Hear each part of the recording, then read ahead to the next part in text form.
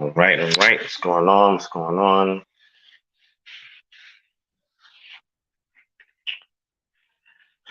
Get a few moments for you to pour in. This is a wind down Wednesday pop up session. So we're gonna chat for a little bit.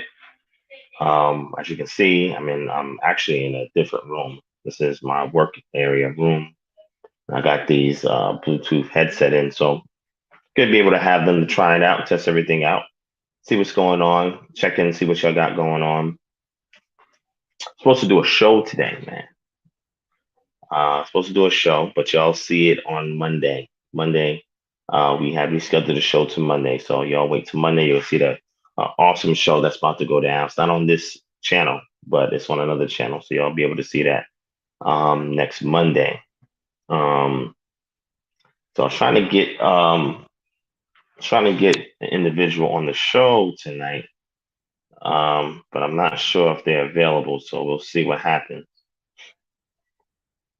Um, I'll just wait a minute for you to pour on in. Share the link, and I see I started early for y'all. It's not even 8:30 yet. Yeah, so we working to get things done a little bit more earlier for y'all.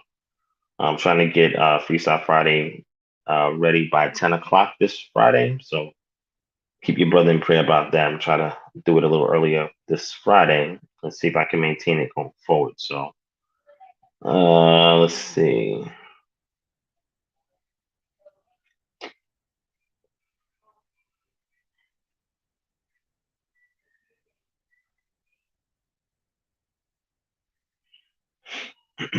Yeah, I know what's going on there. Brother ain't respond yet, so we'll see what happens. So I want to say peace and shalom, fam. What's going on? It's your brother Divine Prospect. I'm here at Kingdom Harbinger Ministries studio, which is out of my home. Praise Yah, it's convenient. We're here. I'm in a different room, live streaming, seeing what's going on with y'all. I just wanted to tap in because I was ready to go on a show and it got rescheduled. So I was like, well, since I'm here, I might as well just go live, right? So we live. Let me give a couple of shout outs before we begin. Shout out to Damon Williamson, Shalom, Nazarene Hebrew Institution of Technology, Shalom, Get Wise, Shalom, Yasin, Shalom, Chel Bell, Shalom, Emma Thompson, Shalom, Scott Garrett Headley, Shalom, J Lockhart 25, Shalom. Get Wise, I did not forget about you. I do have to ship some stuff out tomorrow, so I'll bring that item with me and get it out to you, okay? I appreciate everything you did when you was at the event, my brother. I appreciate that. Shout out to Sister Adaya, Yisrael, Shalom, Luke 21, Luke 12:51, Shalom, Yash Chosen, Shalom, Sister Lynette in the building, Shalom, what's going on? Libertarian Prince, Shalom. All right, come on, pile on in, share this link to get popping for a little bit. I'm not gonna hold y'all too long. It's not our Freestyle Friday, just to check in, kind of build with y'all, see where we go from here. All right, got the throwback shirt on right here. This is my my Black Power shirt. I love this shirt. The shirt is awesome. It actually shrank though. So I've had it since 2016. So it actually shrank, but I mean, it's still a dope t-shirt, man. Still a dope t-shirt. All good. All good. All right, let's see who comes on in. And let me know if the audio and video is straight. Let me know if the audio and video is straight. It's showing that my signal was weak. I'm not sure. Hit one if the signal's good. Hit one if the signal is good. Hit two if the signal is not good. So if you see some quality issues with the audio visual, hit two. If everything's good, hit one. Let me know.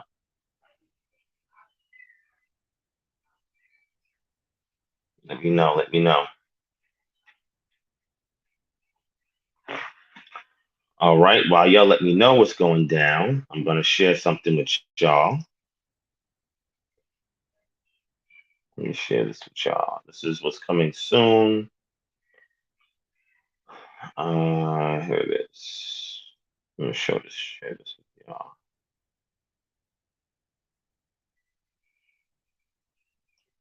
No, I did not want to do that.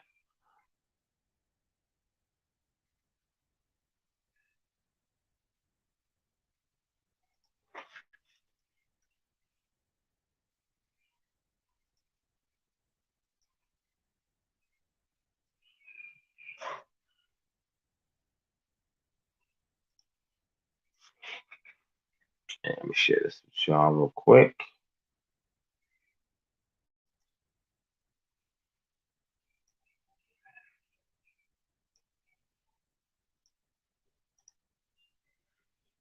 All right. So you're saying everything's good with the audio and video. Somebody said the video is a little grainy. Okay. Let's see. Let me pull this up.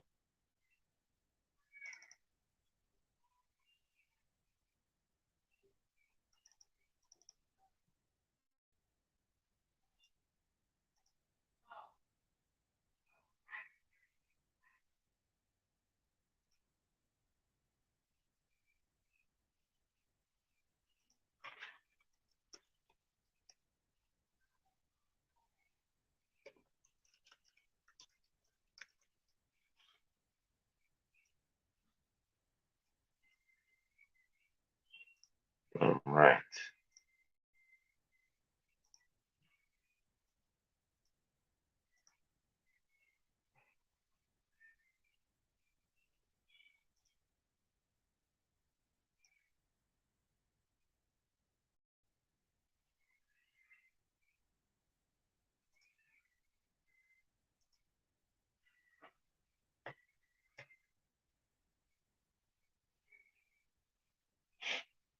All right.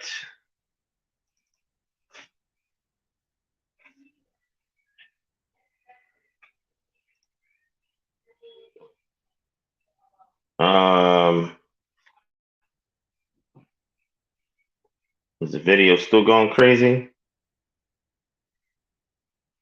So the video is a little hazy. All right, so I'm gonna hope it straightens out because um I'm upstairs, so I know it's a little busy in my house around this time, so I did not want that to disturb the session. So we're gonna make do what we got for now. All right. In the interim, check out the screen. I'll do a full screen so you can see it. All right. So this right here, all right, this is part of our Patreon series. It's called Investigating the Divine Name of Yod Hey Wav Hey. How does the Hebrew word Shem give insight into the divine name of Yod Hey Wav Hey? Right. So this is a Patreon only series. I did the first part of this series already on the Patreon.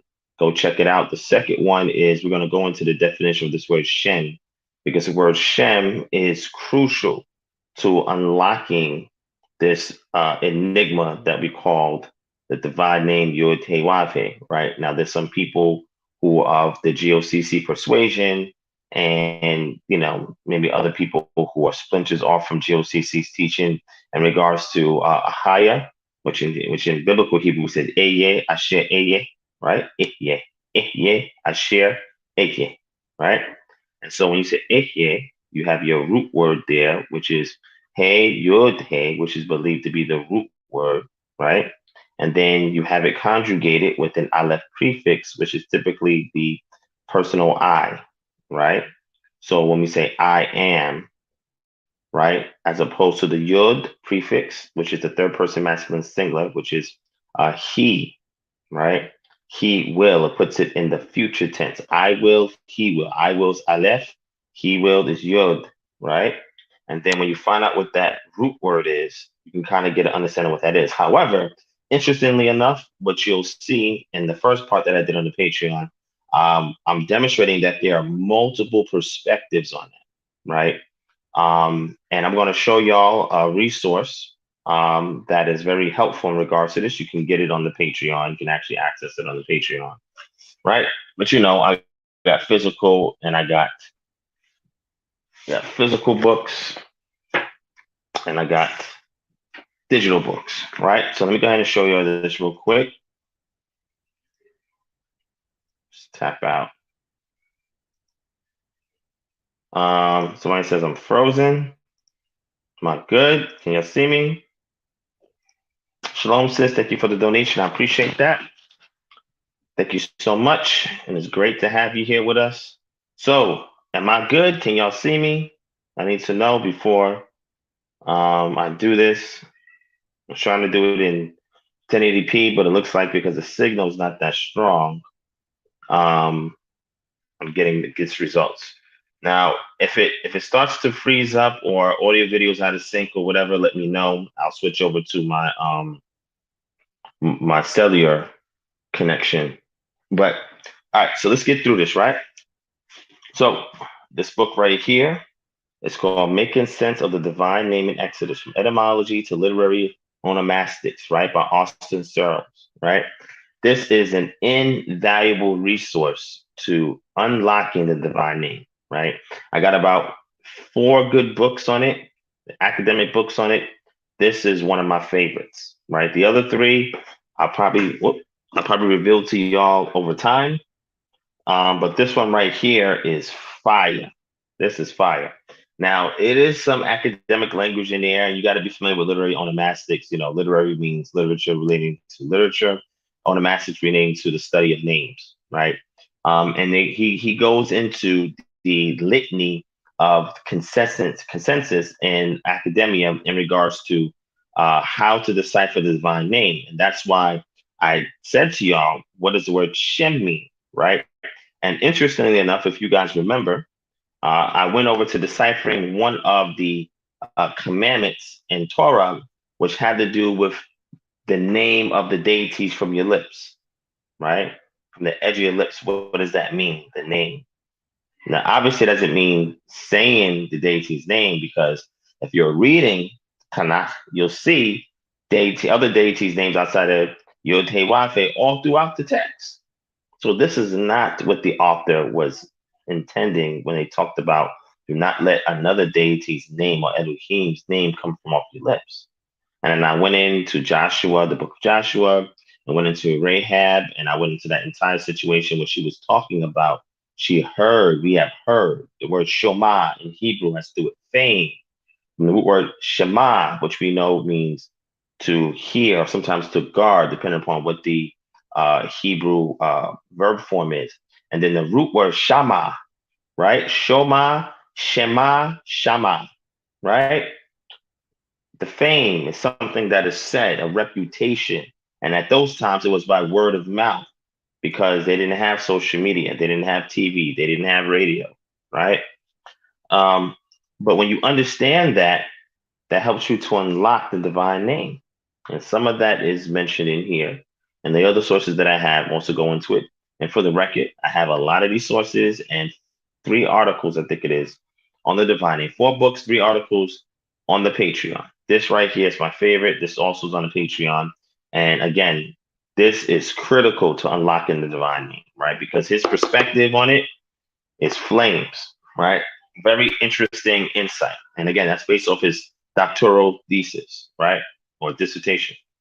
So another book that I'm rereading is called the Urim and Thummim, a means of revelation in ancient Israel. I actually have an academic article from 1992 on the Patreon that this book references, right? And it talks about, it's very interesting. In the Assyrian culture, they had something very similar to the Israelite culture in regards to the Urim and Thummim, right? Let me bring him here real quick, just real quick. I don't know what he has in his hand. He's a friend. Okay. Hold on one second, family. My son is coming to steal the show. See, look at all this hair he has. You want to say hi?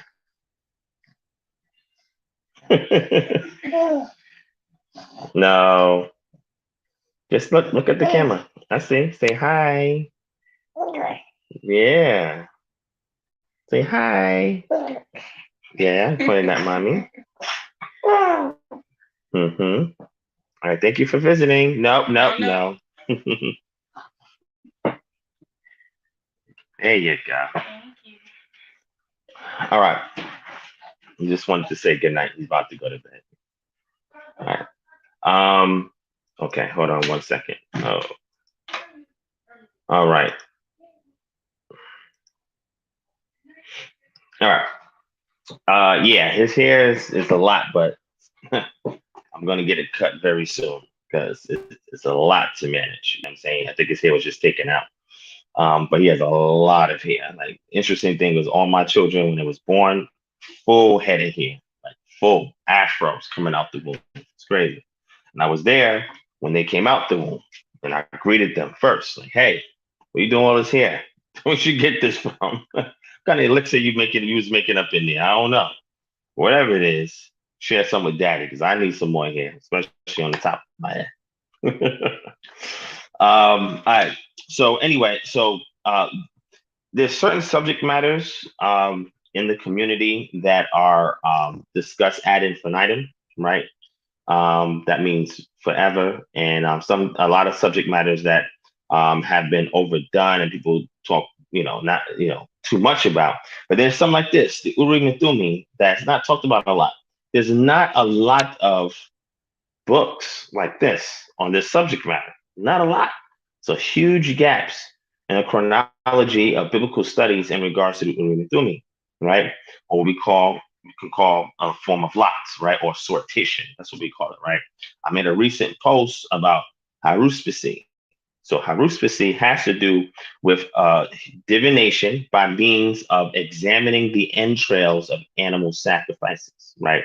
And we see that in the book of Ezekiel, where it talks about the king of Babylon checking the liver, and that's what they would do. They would check the liver for abnormalities, and things that are uncommon, and use those things in order to interpret omens, right? So if there was an eclipse, so they would sacrifice the animal, they would take out the liver, they would examine the liver and say, okay, this is why this eclipse is happening, right? Because the eclipse was considered an omen, right? Same thing as a blood moon is considered an omen, right? So in order for you to interpret those things, you have to do a form of divination. And the purpose of divination, when we go back to ancient Rome, is seeking the will of the gods, knowing the will of the gods. Because in ancient Rome, the gods were very unpredictable. And so many things will happen on earth because by means of how the gods feel and how they acted and what they just wanted to do, right?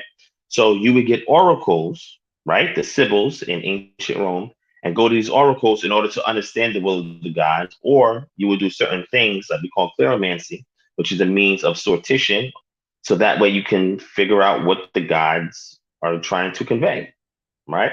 So in other cultures, they would do so by examining the entrails of animals. You also see this practice in certain parts of Africa that's still being done today, right? So this is very fascinating that what I'm attempting to do is show people these nuances that is littered all throughout the text, right? And they can go in and examine it and say, wow, I didn't know this was here. Wow, I didn't know that was here, right? However, the Israelites already had their form of what's loosely called divination. And one of them, the priest had, and this was the Urim and Thummim. The common folks had what we call Purim, what you would call, the festival based on what happened with Esther and Mordecai, etc. And that just simply means lots, right? The casting of lots. So this book is 296 pages, and it gives a very, very thorough analysis of lots. But this book was published in 1997. So we're talking about 22, 25 years have passed, and there's not even a whole wealth of data, updated data on the subject matter, which is fascinating to me. Very few in between from 97 to now, right? But this has more than enough in it. However, new discoveries have been done since 97 that should be added to this. So hopefully one comes out, or when I have some more time in the future, when I start like putting out a whole bunch of books, I definitely want to touch on that because it's a very fascinating subject matter. A lot of people ask me, if we're going to cast lots today, how do we know how to do it? Well, first you got to go through all the biblical data, right? Haruspicy is one of them, right? And then go into sister cultures. And the closest we have from a sister culture to the Urim and Thummim is what we got text from Assyria, an artifact from Assyria that actually is an inscription in cuneiform, and they had something equivalent to the Urim and Thummim, and how the prayer that they prayed, and how they casted the lot, right? However, that was towards their gods, whoever their deity is, right? In terms of Israel, depending upon what kind of inquiry that they had to put up before the Most High, they will perform this task that we see that's in the scriptures, right? So I'll be bringing out a lot of more information on this um, in my future series on the Patreon. For those of you who are not part of Patreon, it's okay. I'm gonna do some quick Q&A bites. I'm gonna be releasing on YouTube as well as other things I'm gonna do for YouTube, so you don't miss out on it. But if you really want like the meat and potatoes, a lot of the posts that I put on Patreon, whether it's the videos or whether it's a blog, I take a lot of time to put those together. YouTube is quick videos, but that stuff I take a lot of time to put together. And that's geared towards people who are really serious about getting deep into their walk. You know what I'm saying? All right. So that's neither here nor there. But again, these are subject matters that you don't hear thrown around a lot in the community because people don't really research this stuff. Matter of fact, y'all might have seen me debate people on this channel that said that that stuff is what they say. That stuff got Israel taken into captivity or something like that. They be saying all this stuff about culture. Matter of fact, I got another resource. I don't have it up here with me on libations, right? Because there was a typical type of libation, what we call drink offerings, that was codified into the theocratic legal code of ancient Israel when it was exited out of Israel. Prior to that, we've seen that done by forefather Yaakov or Israel or Israel, right? Where he pours a libation, right? On a stone, a dedicatory stone, we call it a dedication stone. He poured a libation on it, right? We see a water libation poured in the book of Samuel when the children of Israel are repenting and turning away from these other deities. They pour a libation of water. We see when the soldiers of David went into the Philistine camp and they grabbed water and they was going to use it for a drink offering, right? Libation. And David didn't want to have anything to do with it, so David emptied it, right? So there's different ways you do different libations, right? And then we see the drink offerings that's mentioned for the Kohanim, the priests, right? So libations and sortition, cleromancy or casting lots, is part of Israelite culture, right? It's something that has never been outlawed, something that we've always been doing, and that we can continue to do today. The problem is because we see these practices and what we call, Africa, it's a whole continent, it's not even a country. Africa is thousands and thousands of ethnic groups on the continent of Africa. And Israel is one of those many ethnic groups on that continent in Northeast Africa before they called it the Middle East and separated it from the continent of Africa. But when people see these practices done by other nations, other tribes, they automatically demonize it, but they don't know where that stigma of demonization comes from. They don't know. This is why I told y'all in a previous live stream that y'all have to get this book right here, right? Know the Creeds and the Councils by Justin S.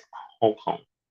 You must thoroughly familiarize yourself with a lot of the teachings of the patristic sources or church fathers and these councils, these creeds, these confessions, etc.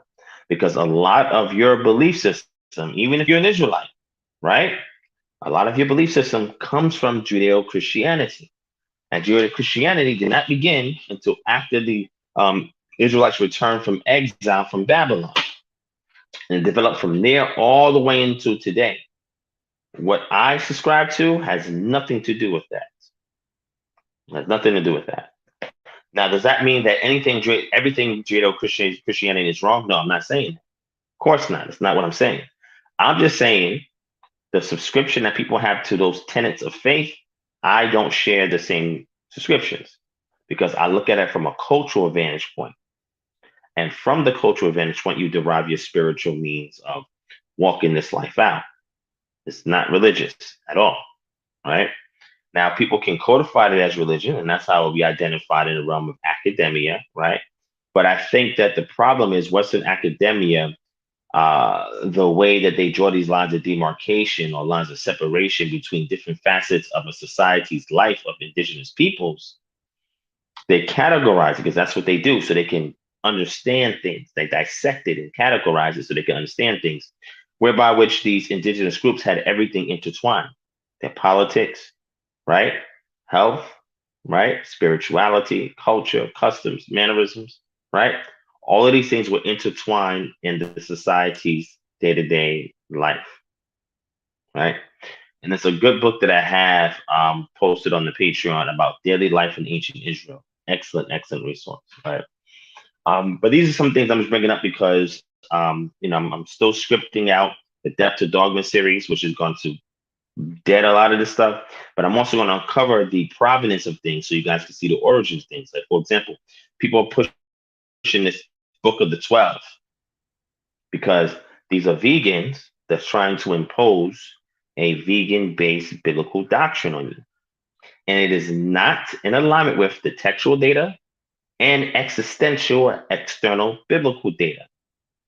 The sources that people get this information from are very late sources. They cannot be validated in antiquity, right? And they're created by very estranged authors. And again, there's some brothers that I know I want to talk to about this that also say that, oh, the Passover, the Most High never sanctions for us to sacrifice an animal. I mean, if you read Exodus 12, it's very clear what's going on there. There's no exception, right? So they push this doctrine. There's nothing wrong with being a vegan. If that's what you want to do, that's fine. Like me and my family, we eat vegan 3 to 4 times a week, right? The rest of it, we eat lean, organic, hormone-free, antibiotic-free white meat.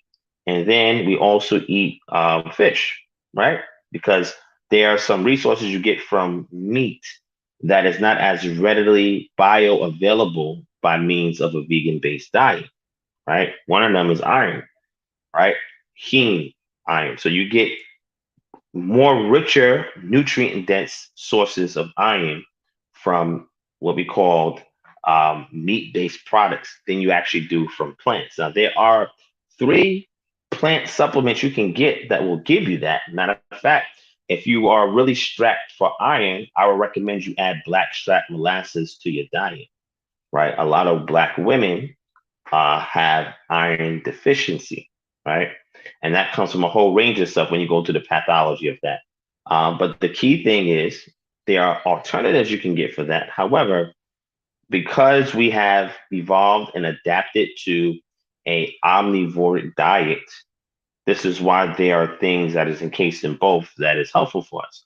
Now, some people will say, well, no, leave that alone. Like me and my family, we stay away from red meat, right? As much as possible. We don't eat pork, obviously, because that's part of the dietary law, right? So it's very rare we eat anything outside of lean white meat, right? With the exception of fish, right? More particularly salmon. And we try to get others that's as mercury free as possible. They have actual tests that you can do at home to test the amount of mercury that you find in fish. But there's ways you can detox from mercury and other micrometals, right? Several sources you can do so, right? You can do to clay-based detoxification methods and other forms of items that you can use supplementary to do that. Because even if you don't eat fish, you still encounter these metals day to day just from the atmosphere, just from the environment in which you live, right? Neither here nor there. But the point I'm trying to make is that people try to force doctrines on the text that the text does not agree with. So they got to jump through all these hoops in order to get the text to agree with their doctrine. And then when I start bringing out the sources for this, people get their feathers ruffled. I'm just saying, I'm just bringing out the source of this stuff. I'm not here to make you feel certain kind of way. I'm just telling the truth. You know what I'm saying? So shout out to my brother Jordan's Cadet. I see you, King. What's going on? I'm not sure what you're referring to, Jordan. What you saying, my brother? Shout out to Andre Waveridge. Shout out to Gene. Shout out to J Rod. I see you, Song 51. He said, as he saw a New Age post a blog that argued that crystals were used to communicate to God. Was used to communicate to which God? Yod-Heh-Wav-Heh? Yah? They said that? They gave you a passage for that? An entire blog, did they give you a passage? I would love to see that. I would love to see how the use of crystals for divination in Israelite culture. That doesn't mean other cultures didn't do that. Show me a scripture in Israelite culture, That's what I want to. That's what I want to see. If they have that, right? Shout out to Yaboy. Yaboy, no, that is not on Patreon, but I have books similar to it on Patreon. Right? You can just type in councils and you'll find various sources with that on there. All right. Shout out to Will Ben here, Jacob the Saint. I see you. Shalom, Yeti, Hebrew Dre. Shalom, Patricia Brady, Mother Brady. I see you. Shalom. Thomas Jackson. Shalom. I see you. Jill C. Shalom, sis. I see you. Remarkable Ministries in the building. Shalom, shalom. Katria Yisrael. Shalom. Kevin Wiley Music. Shalom. Let me see. Scott Garrett Headley. I see you, King Shalom. JIB. Shalom, shalom. Renzo Roberson, Shalom, King, what's going on? Yapa, Kalaya, Kimberly M, Shalom. Alexander McCaskill, Shalom. Adum, Yisrael, Shalom. Tyrell John, Shalom, Shalom. Libertarian Prince, Shalom. Let me see. Did I get everybody? Hi, Ayala, Shalom. I haven't spoke to you in a while, my brother. Hit me up, please. Let's chat. Miss you at that Passover, man. Would love to have seen you there, my brother. Shout out to Emma Thompson. Shalom. Let me see. Brian, what's going on? Shalom in the building. O'Shea White, I see you. Shalom. Somebody says the picture is degrading. Oh, so the video quality is bad. Let me know if the video quality is bad. Another thing I could do is just turn the camera off so you ain't got to see my face. You can just hear my voice. But again, I probably can see my kids. They're out from school. Shout out to my eldest daughter. She just graduated. And I'm so proud of her. But I'm even more proud of the place she graduated from. Right. So what I probably try to do is take that video, cut it up, and I'll share it on Patreon because it's unrelated to KHM. And you can see how phenomenal this school is, man. I mean, teacher, her subscription to the truth and being in the realm of academic, being an active professor, and what she's done with this school, with this academy is phenomenal, man. It's amazing that we have this in our community. And I'm so grateful to y'all that it exists because I don't know how else my children would be outside of this school. Every penny that I invested in it is worth it. And I thank y'all for it. And it's also virtual, right? So virtually you can sign your kids up for it as well. You know what I'm saying? All right, thank y'all for the feedback on the video. Shout out to Bishop Marcial. I see you. Shalom, J. Salmon. Shalom, I see you. All right, thanks, Sheen. So because of that, my kids are home and it's a little noisier than usual. That's why I decided to come upstairs, especially at this time. Things tend to wind down around 9:15. But I just wanted to do this quick live stream because I was ready at 8 o'clock to do a show, but it never happened. So I'm here. Y'all stuck with me now on Wednesday. You know what I'm saying? Shout out to Junior. All right. So I know some of y'all having some issues with the video stream. Some of y'all said it's okay. I mean, it's all good. Let's see if we can push through it. But Psalm 51. Let's see. Let's destroy this stuff, man. This new age stuff, man, it's just pissing me off, man. So Astro-theology. I did a post on Facebook, on this YouTube community. Make sure y'all tune it into everything that I post on the community tab here on YouTube, because there's some stuff that I put there that I may never mention here. So make sure you keep an eye on that. And also on the Patreon. And the reason why I did that is because so many people talk about Astro-theology, don't even know what that means. The patron deity, Yod-Heh-Wav-Heh, of what we call the Tanakh, never prescribed for Israel to engage in astro-theology, right? Astro relates to stars. Theology is the study of the stars, or in this case, commonly, that term means the worship of the celestial bodies. Not once did Yod-Heh-Wav-Heh prescribe for Israel to worship the celestial bodies. It's funny because I make a post about this and I say, hey, if you encounter someone that says that the Bible is a book of astro-theology, and that the patron deity Yod-Heh-Wav-Heh is prescribing or instructing the ancient Israelites to engage in such, please give them the following scriptures. I give two scriptures, Devarim and Melachim, right? First Melachim and Devarim, right? Kings, second Melachim and Devarim, Kings and Deuteronomy, where it is specifically outlawed, and if they and when they did engage in it, they were abandoning the statute, law, the commandments. The text is extremely explicit about this. But some people will say, "Oh no, but astronomy is in there." I'm like, wait, astronomy, the study of the celestial bodies, right, through empirical observation, which the ancients have done, that is not outlawed. Matter of fact, Psalm 19:1, by looking at his handiwork in what we call Shemayim in the heavens, right, you appreciate the work of the Creator, right? So there's nothing wrong with astronomy. Something wrong with the observation of the celestial body. That's not what we're talking about. We're talking about when you bow down to the starry host, when you worship the sun, moon, and stars, right? That's when you come into that territory of violation, capital offense, which requires a capital punishment. Nowhere does the text prescribe that. Matter of fact, let's take what you have right there. All right. Thank you, 876 Benjamin. I appreciate that, King. Shout out to Jetson Silencio. I see you, King. All right, so let's take Exodus 28, 15, and 21, right? Let's chew on that for a second. Okay. All right, let's go over this because I've heard this a million times. And again, when I be in these clubhouse streets, all types of stuff is being said. Those of you who don't follow me on Clubhouse, I don't know why you're not following me on Clubhouse. Download the Clubhouse app. It's on Apple and Android. Look me up at DivineProspect. Follow me and put those notifications on so you can catch me in one of these rooms with all these pseudos. The Bible teaches what they say, like the brother said right here, that they use crystals for divination. So there's nothing wrong with me using crystals for divination.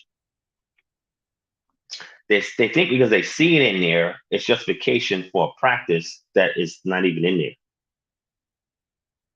So veganism, scriptures does not teach veganism. When Adam and Eve was here in Genesis chapter 1, verse 27 and 29, and Genesis chapter 2, when they gave a prescription of the original diet, that was the original diet of Adam and Eve.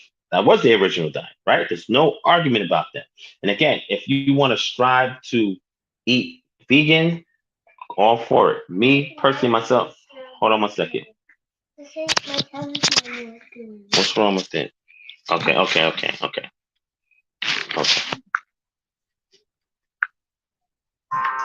There you go. You want to say hi real quick?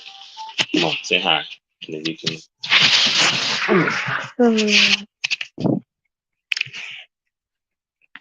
Say hi. Okay. Time for bed, okay? Mm-hmm. Get your tablet. Go in the room. I'll see you when I get off my show, okay? Mm-hmm. All right. Go ahead. I can see you. Go in the room. Well, hey, close that. Yes, close that. Get in the bed. Thank you. All right. So let me get back. Yeah, my twin, right? This kids, man. Love my kids, man. Other people just adore them as well. So what I was talking about is they try to look for things like, for example, we see the vegan diet that Adam and Eve had, right? And again, that diet was based on the type of conditions and environment in which they lived, right? And the food that they ate that was in the Gan or the garden. Now, we don't know if those same foods exist today. We don't know that. We don't know what fruits and herb yielding plants existed in the garden, and that specific garden, because when they disobeyed, they were exited out, and there was a messenger with a flaming sword that kept man out of that garden. So we don't know. They probably had the purest form of fruits and vegetables and herbs that we've never encountered before, right? Save for maybe the Congo or the Amazon, right? as far as diversity in regards to these things. But the key thing is we don't know what they was eating. But we do have a template that was the ideal diet prescribed for Adam and Eve. So again, there's nothing wrong with that, right? Something wrong with that. Like I said, me and my family, we eat vegan most of the time.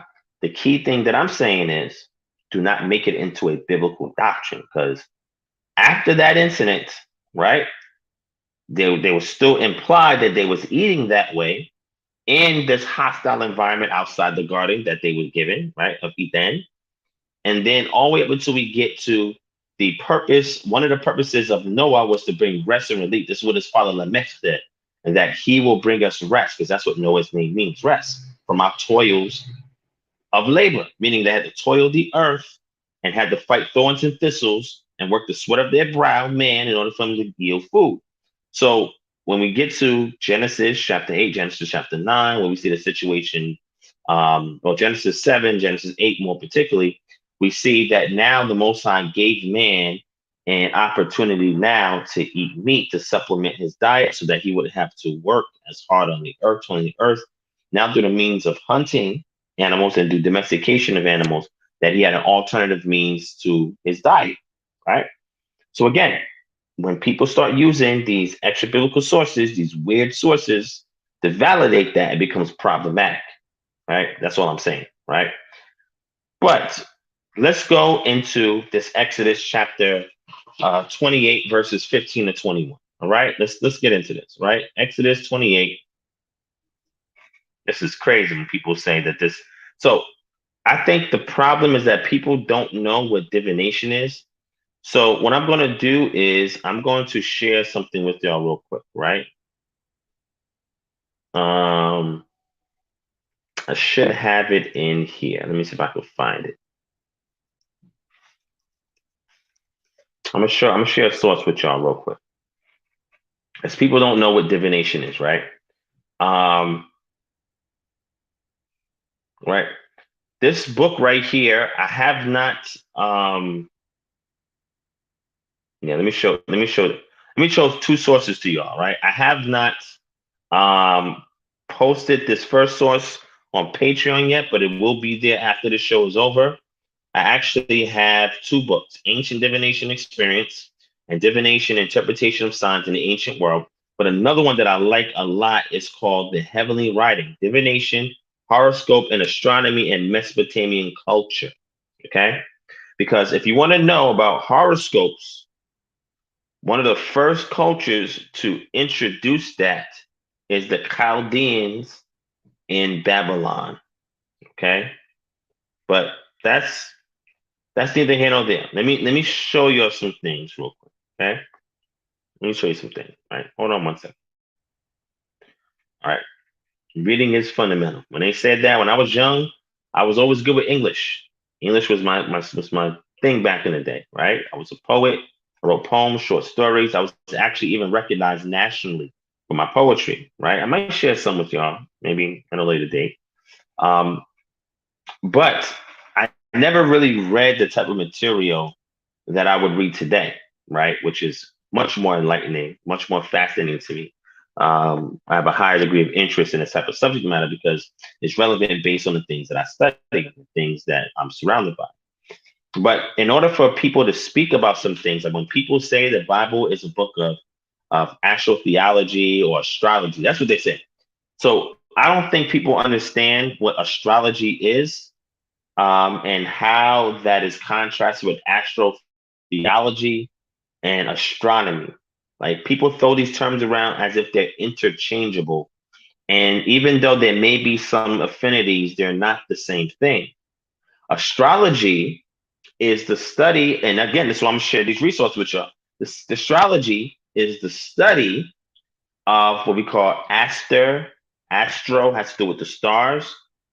And that's why anybody that's engaged, any culture engaged in astro-theology is considered an astro cult.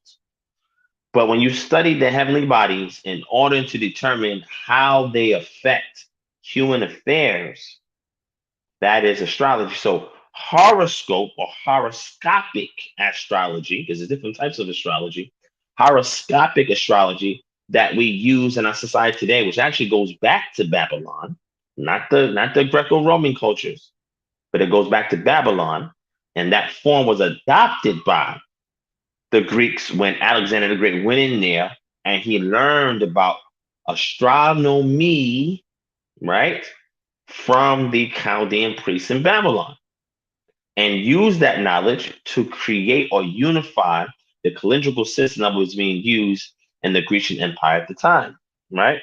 It's a little bit of history I'm giving y'all. But horoscopic astrology, right, is when you get more specific when you say that the different positioning of the heavenly bodies, right, has a bearing on a person's personality. Now, this is what I'm going to say to y'all, right? From a pure scientific, like when I say scientific, I mean academic scientific perspective, they consider that pseudo, right? That's a pseudoscience, right? It's pseudoscience, right? But typically they don't delve in that realm because it's unrelated to like actual astronomy, right? It's totally different, right? But nonetheless, I'm not here to burst somebody's bubble. If you want to check your horoscope in the newspaper, online, or whatever, that's your business, right? If you want to assume that I'm a Gemini, because I'm a Gemini, I got two faces or whatever, or you're a Taurus bull or whatever, listen, that's your business, right? All I'm saying to you is you don't truly understand the source of it. You are extrapolating data from New Age culture or the New Age movement that began in the 60s, some of it pushed by the Hare Krishna cult, but that's another conversation altogether. When we talking about what some people say is regeneration, reincarnation, a lot of that was introduced here in the 60s, but that's another subject matter altogether, right?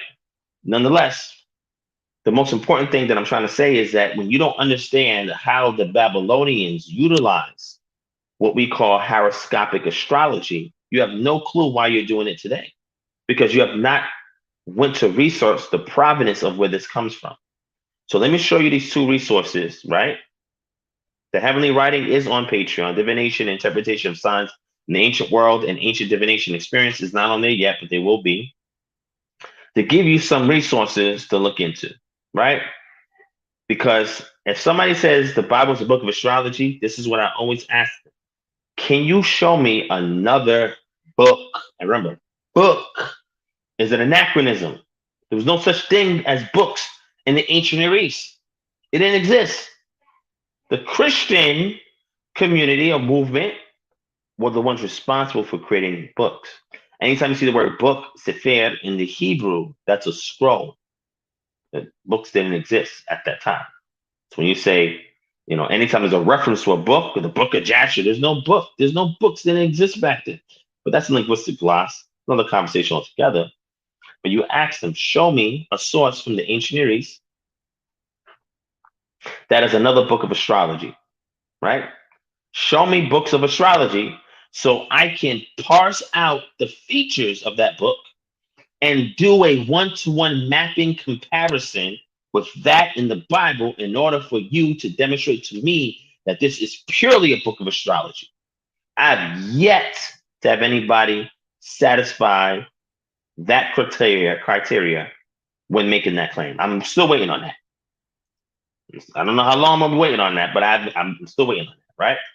But let me show you these books real quick, right? This is the first book right here. Great book, right? Let me share my screen. And again, I don't hold nothing to the chest. Shout out to Sister Naomi Z. Thank you for the donation. Well being here. Thank you for the donation. I appreciate that. Shalom. Derek Kimball. Shalom. I appreciate that. He said this save for Gemini. Yo, Jordan, you funny. So I'm gonna get back to your question. I ain't going nowhere. I'm gonna deal with the crystals, right?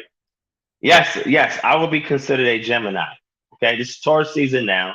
Gemini season is on the way.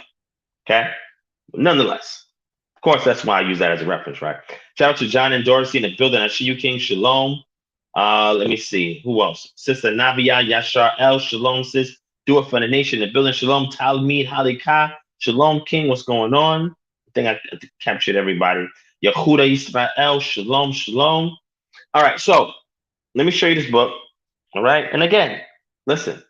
All I'm saying is, if you're going to engage in something, do some thorough research on it. Okay, that's all I'm saying. Here's the first book right here. Okay, let me share my screen. Again, we don't run from nothing, man. And you know what's funny? So many people that leave this movement leave because they find out some kind of hidden knowledge, esoteric knowledge. Oh my God, nobody never taught me this. I didn't learn this. The Israelites are hiding stuff.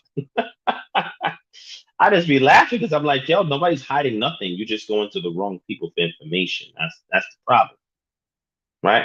This is the type of research we do over here. We don't play games with this. Okay. All right. Here's the book right here, right? And look at the source, the University of Chicago, the Oriental Institute seminars. It's official, right? And by the way, I have a membership to the Oriental Institute, so I pull a lot of stuff from there. But this, I'm just going to show you this, right? This is called Divination, Interpretation of Signs in the Ancient World, edited by Ahmad Anis, right? And typically what they do is they take all of these research papers from various academics and they put it together on a particular theme or subject matter, right? So the thing that I would encourage everybody to read from this, if you don't read all of it, which I have, and it's fascinating, just read the preface and introduction. Preface is going to introduce you to why this has been put together, the history behind it, etc. And then the introduction is what you want to read on the beginnings and continuities of omen sciences in the ancient world, which is very important because it sets the stage for everything else you see throughout this text. Okay. One of the ones I like is the FP then Q, form and reasoning in Babylonian divination. After you read the introduction, read section 1, theories of divination and signs, and read the first paper, FP then Q, form and reasoning in Babylonian divination. Okay, it's only 10 pages, right?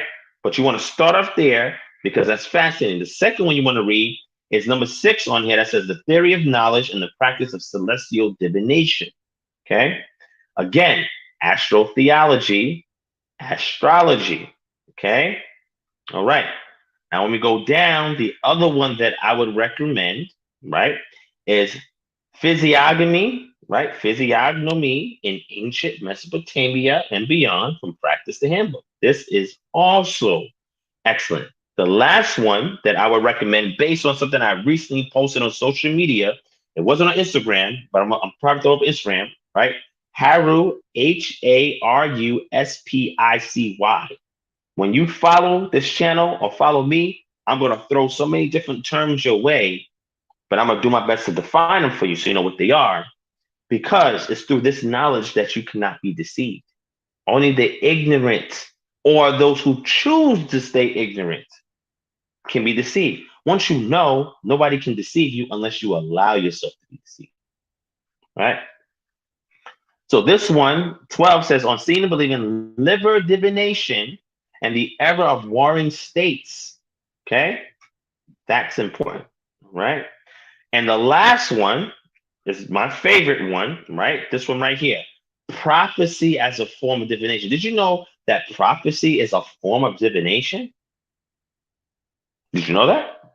Because remember, divination, going back to ancient Rome, is where we get the etymology of the word from, has to do with seeking the will of the gods. Well, when a Nabi prophesies, he's expressing the will of the gods because it has been revealed to him. And Nabaim, or the Nebaim, the prophets that we see in scriptures, was not exclusive to Israel. There was prophets in other cultures in the ancient areas as well. Matter of fact, Balaam, the one that was speaking to Balak, and he tried to pay Balaam to curse Israel in the book of Numbers, right? We have extra biblical data of him doing other prophecies that helps to validate him being an authentic historical character because it is validated outside the text by an opposing culture that has nothing to gain by creating a character that is only in the Bible, or what we call the history of Israel's culture.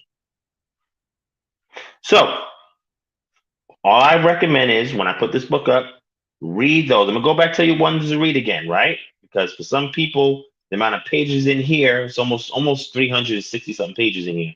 Might be overwhelming. So you're gonna read, I'm gonna tell you again, read 1 on the table of contents, read 2, okay? You want to read 6, all right? You're gonna read 6. I mean, 10 is good too, but 6, you're going to read 12 and you're going to read 14. Start off with that. 1, 2, 6, 12, 14. Okay? And that'll give you some background in regards to divination. Because the reason why people engage in astro-theology is because the celestial bodies represented a deity. Okay? And so by worshiping the object, you will also, by proxy of your worship of the object, transform the worship back to the deity in which that object represents. Okay. So like in ancient Rome, right? When you worship Saturn, Saturn represented a deity. When you worship Neptune, that represented a deity. Mars, right? The god of war, that represented a deity. Right? So this is important. So when people say that astro-theology is prescribed in the text, I'm like, what are you talking about? This doesn't make sense. Shout out to Derek Kimball. Thank you for the donation, King. I appreciate it. My brother Scott, Garrett Headley, thank you for the donation. I appreciate that. Derek Kimball, you asking, does the text teach us how to discipline our children? Yes, it does teach us how to discipline our children. But hold that question for 1 second, my brother.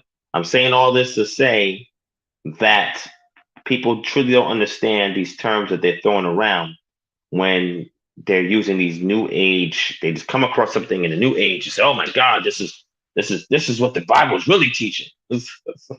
All right, it's funny. So let me get back to Exodus, and I'm gonna double back around. All right, so let's get to Exodus 15. Right, and again, you just got to understand certain cultures. Israel had their forms of divination. Other cultures had their forms of divination. That's all it was. It's not spooky stuff, right? Cultures still today, indigenous cultures still have their forms of divination. Okay? Pouring libation, sortition, right? Getting revelations from what we call Melachim or angels. That's what they were doing in the past. These are called tutelary deities. They also were there to reveal the will of the gods. Did you know that? Anytime what we call an angel, right? Or a malach, a messenger, a divine messenger, came to speak to somebody, that's a form of divination. Anytime somebody had a dream and interpreted the dream, did you know that dreams was probably the most favorite form of divination in ancient Near East? We see Yosef engage in a form of divination because he was given a dream, right? That was to reveal the dream that Pharaoh had. And in doing so, he saved himself from being in the pits of the dungeon. And when you look at the dream perchant by the Amun-Ra priests that was kept by the ancient Egyptians, they valued dream interpreters. Dream interpreters had a high status. This is why he was exalted to the position of vizier. This is why he was married into the priesthood of On, because he was able to interpret dreams and what the interpretation of dreams meant in that culture. It was valued highly. Okay. So let's get to Exodus. Let me get to Exodus. Hold on. Let me see Psalms, your question. Let me see. Let me get back to your post. Let us stay focused. Here we go. Exodus 28, 15 to 21. Right? All right. 15 to 21. All right. Let me share my screen so you can see my screen.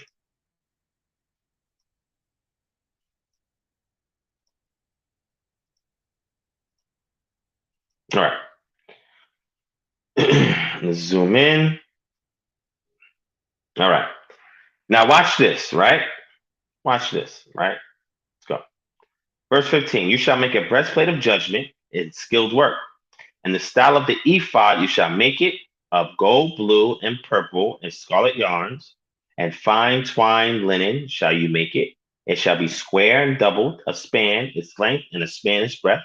You shall set it in 4 rows of stones. A row of sardius, topaz, carbuncle shall be the first row, and the second row an emerald, sapphire, and diamond, and the third row a jasmine, an agate, and an amethyst, and the fourth row shall be a beryl, onyx, and jasper. They shall be set in gold filigree.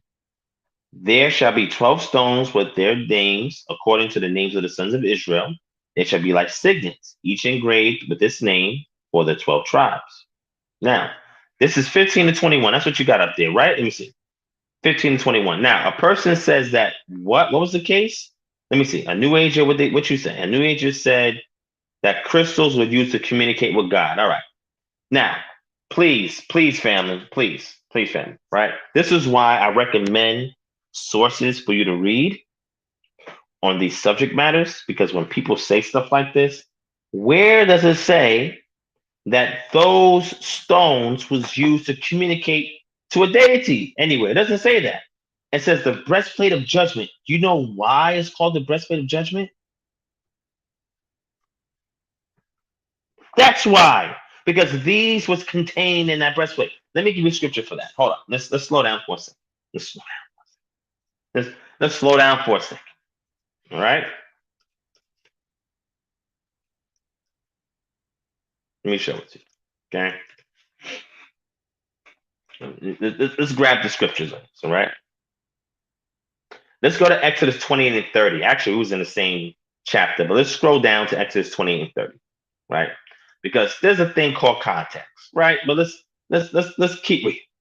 let's keep reading. That's all. Sometimes you gotta say, wait, just keep reading. Keep reading. Just keep reading. That's all I'm asking is keep reading, right? So when you go down to verse 30, look what it says. And in the breastpiece of judgment, you shall put the Urim and Thummim, and they shall be on Aaron's heart when he goes in before the Lord. Thus Aaron shall bear the judgment of the people of Israel on his heart before the Lord regularly.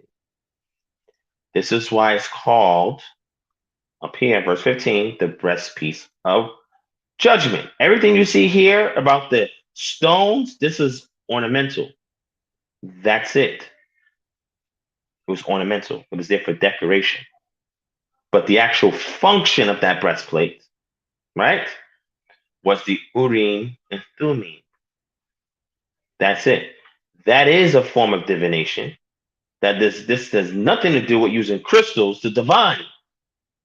But let's go to the next passage, because I might be wrong. I might be wrong. Right? If this is the case, you might as well cast lots, because that's in there for that. Lots is in there for that, right? But I might be wrong, right? But let's keep going. Let's keep going. Shout out to the realness in the building, Pit to Palace, Shalom, Random Hall, the second Shalom, Hebrew Polymath, I see you, Shalom. Let's keep it going. Okay? What's your other scripture?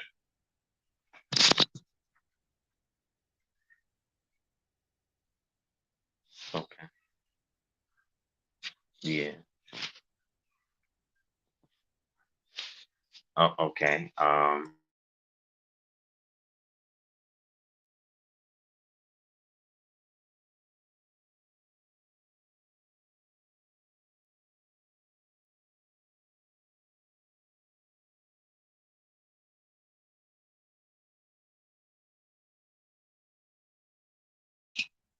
All right, sorry about that. All right.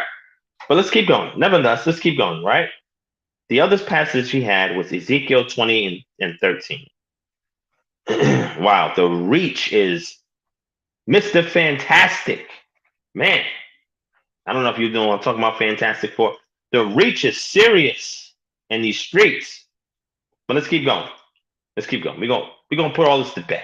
We're gonna tuck it in, read it a bedtime story, and turn the light on, close the door on it. That's what we're gonna do tonight on this. This is foolishness, right? Let's keep going. Let's go to Ezekiel 28.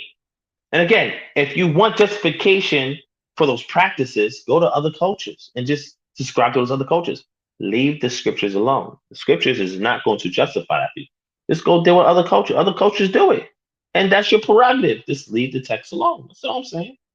Ezekiel 20 and 13. Okay. Apparently it's going to say something about using stones, right? Watch this. And again, context is king all the time. Okay. Ezekiel, let's start at verse 11. Moreover, the word of the Most High came to me. Verse 12, Son of man, raise a lamentation over the king of Tyre and say to him, thus says the Lord God, you were a signet of perfection, full of wisdom and perfect in beauty. You were in Eden, the garden of God. Every precious stone was your covering, sardius, topaz, and diamond, beryl, onyx, and jasper, sapphire, emerald, carbuncle, and crafted in gold were your settings and your engravings. On the day that you were created, they were prepared. You are an anointed guardian cherub. I placed you. You are on the holy mountain of God. In the midst of stones of fire, you walk. Now, first of all, this is a lamentation. You know what a lamentation, when people lament, something depressing. This is talking about something sad, something grievous. That's the first thing. Second thing, this is not even geared towards Israel. This is about the king of Tyre. Nothing to do with Israel. But the cedar forest of Lebanon. Look up the garden of the gods, the cedar forest of Lebanon, because it is believed, and we see this in more ancient literature, right? That talks about the garden of the gods, right? They would believe that the cedar forest was the garden of the gods. Why? Because the gods was believed to be these great big beings, celestial beings, and that this forest was so mysterious and it produced these great tall trees that the superstition that grew around this garden is that this was a garden of Eden. That word Eden is not even exclusive to scripture, but they believed that. So going upon that belief, the king of Tyre, right, who was ruling over that cedar forest, that kings will come, especially from Egypt, will come and source out that wood and do exchange and trade for, right? Very highly valued pieces of wood. That was believed to be the place where the gods will come and divine and give revelation to man, and man will be able to get access to the gods in this garden. So, what the author is doing is using something that's mythical to this particular people group and using as a source to say you was in this garden as an anointed cherub. The cherubs were designed to guard. We see that when Solomon was putting together the temple, he put cherubs everywhere, or cherubims everywhere, right? Cherubim, he put them everywhere because these were the guardians. Remember I told you about the Lamasu and Assyrian culture? These hybrid looking beings with the face of a man, the body of a bull, wings that would stand and guard the palaces and the temples in ancient Assyrian culture, right? Well, the Israelites' equivalent to that was the cherubim. So if somebody is called this, remember, this lamentation is poetical, it's not narrative. That's why they're using different themes and literary features, what we call literary devices, in order to express something. Okay. Matter of fact, what was that I had? Jeremiah chapter 1, verse 24. Speaking as an article that I have that I got to post on the Patreon. Matter of fact, I think I could probably show it to you real quick. Hold on. Let me show it to you. And I'm gonna stop here for a second because I want to show you some sources so you don't think that Divine's just making this up. People might think I'm just making this up, just pulling this out of nowhere. I'm not. But let me show you something real quick, right? Let me show you something real quick. Let's slow down. Let's slow down. Because when I hear this stuff, it stirs my spirit because people are not researching. I don't know where I can't say I don't know. I do know where they're getting it from. But it's unfortunate, right? So let me grab something real quick, right? Let me see if I have it in here. But probably don't have it in here yet. Nah, I don't. But the author was going to Jeremiah chapter 1 to verse 24.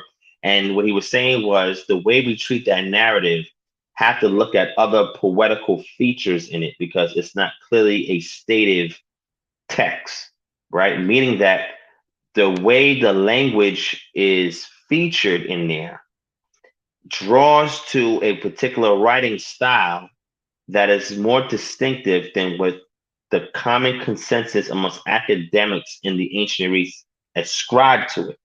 Right? There's more depth to it, and he gives an alternative rendering of what we're supposed to derive from Jeremiah chapter 1, chapters 1 to 24. Very fascinating source. I'm going to put it on the Patreon soon.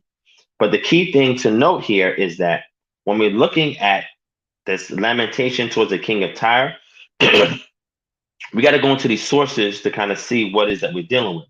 So the sources I went into, remember I talked to you about divination. You're going to see references to Mesopotamia in those divinations and even sources that go back to the Garden of the Gods, which is what we call the Lebanon forest, right? That's what that's called.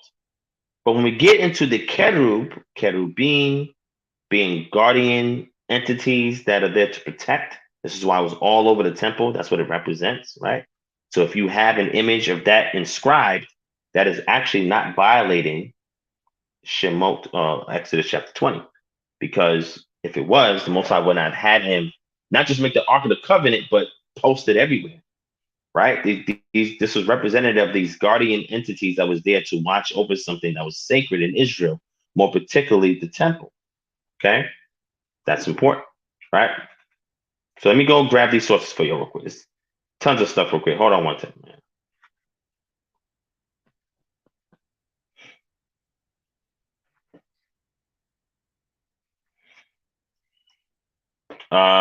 What?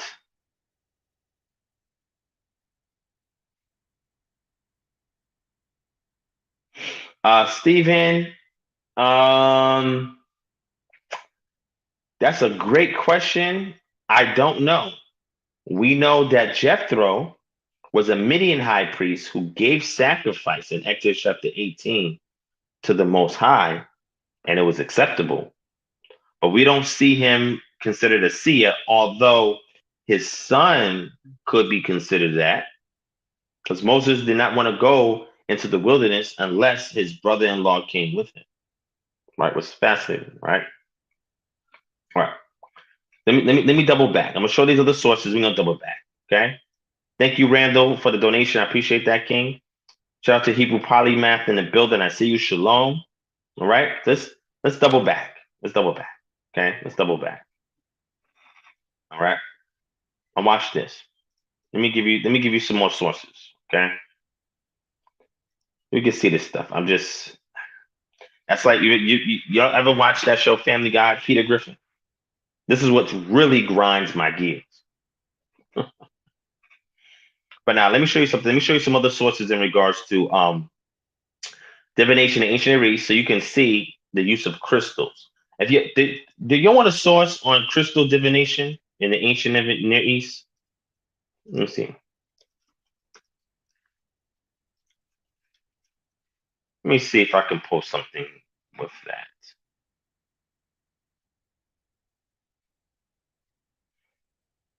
Let me see if I can find my source on that. If not, I'll just throw it up on the Patreon later.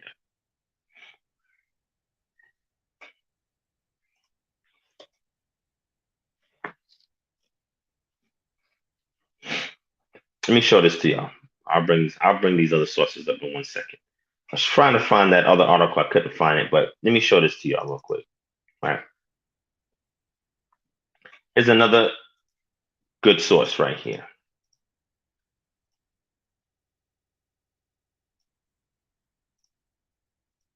All right. This one is called Ancient Divination and Experience, right? These are the editors right there. Oxford Publishing, okay, in 2019, so it's recent, right? And they go into the concept of an oracle, which is important. Dreams, navigating the significance of dreams in the ancient Greece, which is also very important, okay? Unsuccessful sacrifice in Roman state divination. But look at this one, a reconsideration of Pythia's use of lots, constraints, and chance in Delphic divination, right? Now this goes more into what we call this Greco-Roman cultures, right? However, a lot of the source material that goes back to what people call astrology today is from these cultures, right? So crystal divination, because that's something that people are very fancy. If you want to wear crystals as ornaments, there's nothing that's against it. Torah does not say you cannot wear crystals as an ornament. I think they're fascinating. I think they're very lustrous, great to look at. Nothing wrong with that. But once you start saying that these crystals used for divination and have no scripture to show that. All right, so let me show you some more sources, right? Check this, right? Let me show you some more sources, right? Here's another one that's really good, right? That I would encourage y'all to also read.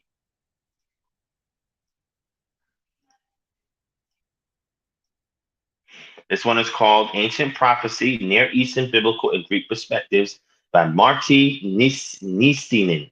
Okay, this is what the image looks like in the cuneiform form here. Oxford Publishing again. We don't get John Blow sources, man. I'm part of too many organizations to pull something John Doe from off the web. So it's just no. And that's what happens. People are not investing in reading. They're not doing that. They're not investing in researching. They just jump to a passage and I say, wait, do you know any ancient Near Eastern author, right? Ancient Near Eastern author and that level of expertise that has written a paper on these passages that has given you a similarity in another culture to say that this is divination in regards to crystals? I'm still waiting on that. I haven't seen that. Now, Taliban Yasharallah, yeah, that would be pretty fascinating to see that, right? Pretty fascinating to see that, right? So far, we have not found any form of divination by means of crystals in the scriptures. It's not there. When you go back to that Garden of the Gods, the cedar forest of Lebanon, there's a mountain there. So everything that's being said of the king of Tyre is referring to something that is both poetic and something that is historical. It's not talking about Lucifer. Exodus 20 has nothing to do with Lucifer. I also want to put that out there because that's another dogma that's floating around the community. Isaiah 14 has nothing to do with Lucifer. Ezekiel 20 has nothing to do with Lucifer. I'm sorry. Lucifer is a Latin invention. It is not in the Hebrew. That also is going to rustle some feathers, but that's the case. I'm not saying there's not no adversarial entities that exist out there. There are. All I'm saying is Lucifer is a Latin construct. You won't see that in the Hebrew text. It's just not there. So I guess some people getting their bubbles bursted today, but that's all good. Let's double back and see what else we got. Let's double back and see what else we got. Okay. All right. So now that brother asked me about discipline. Now, my brother, let me tell you something, right? If you want to learn about discipline from a father to a son, read the book of Proverbs. You don't even got to go far. Start with Proverbs chapter 1. That entire thing is a father talking to a son. Let me show it to you.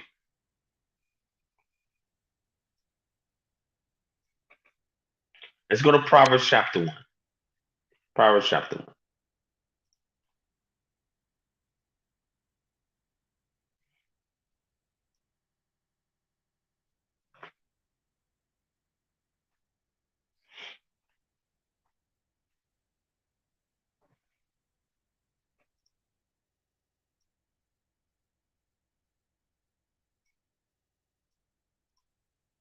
Okay. Proverbs chapter 1, verse 8.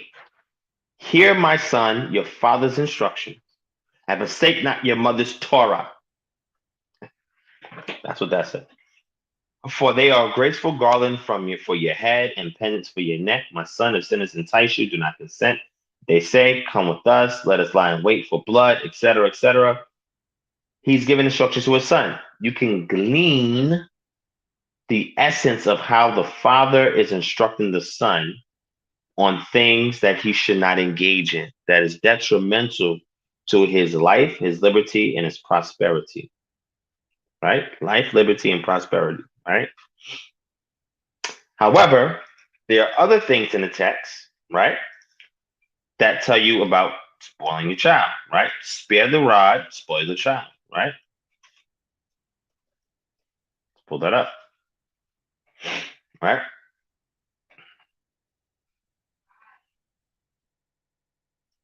Let's go to Proverbs chapter 13, verse 24.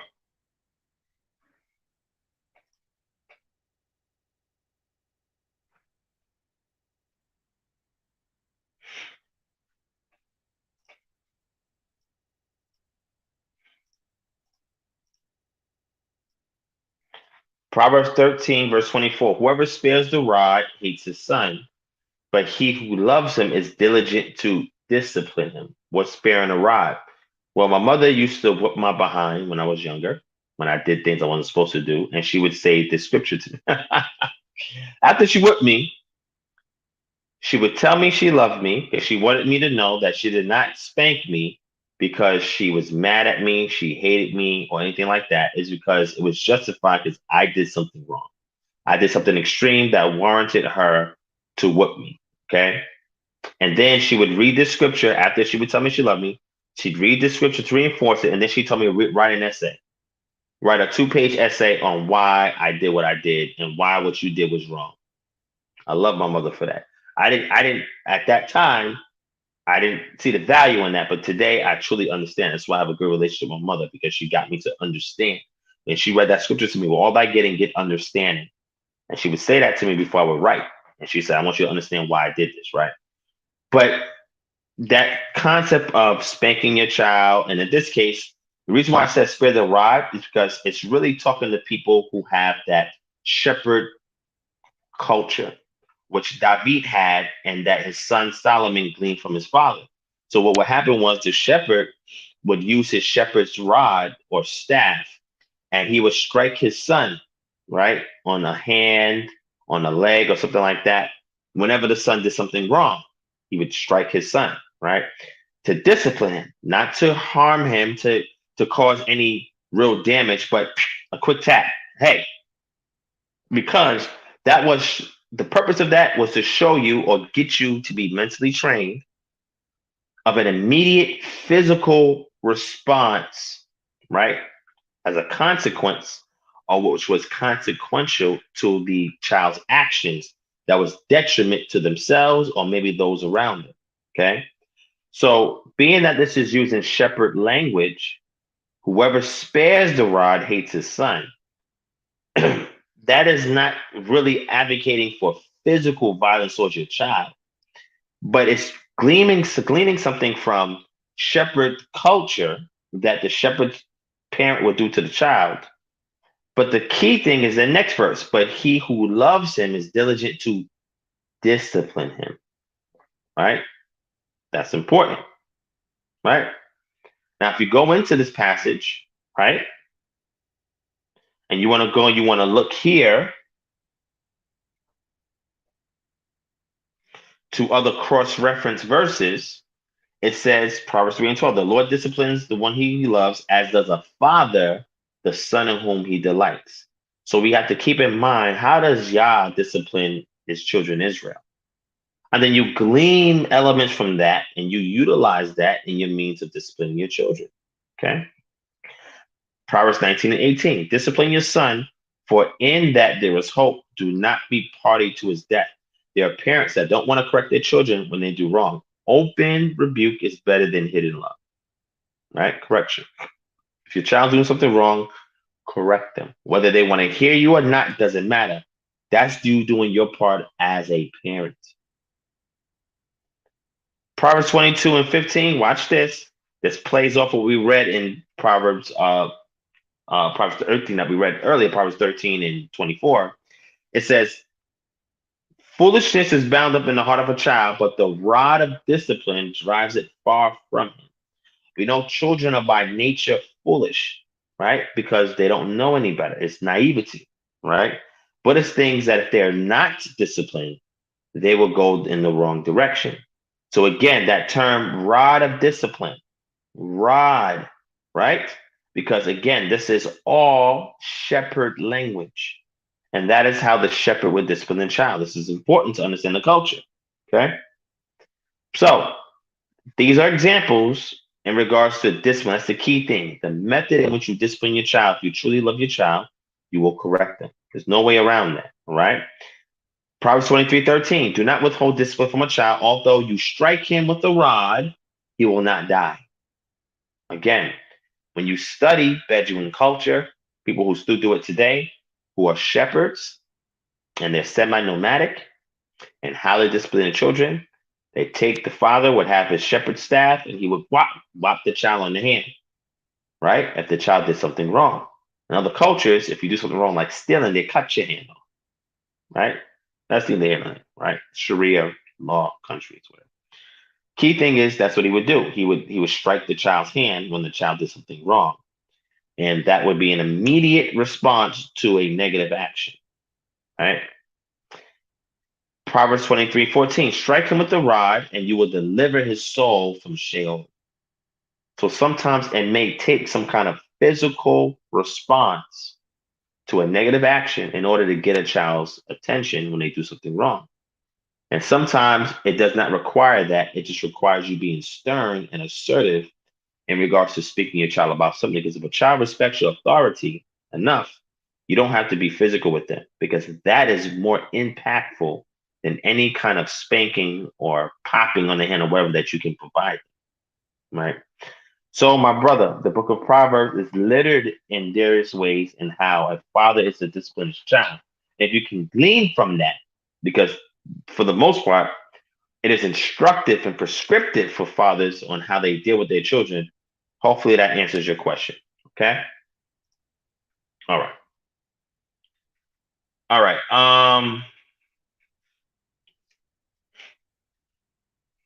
Somebody wants to debate the Trinity.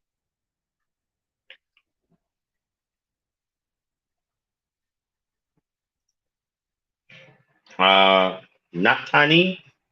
Provide the source. Okay.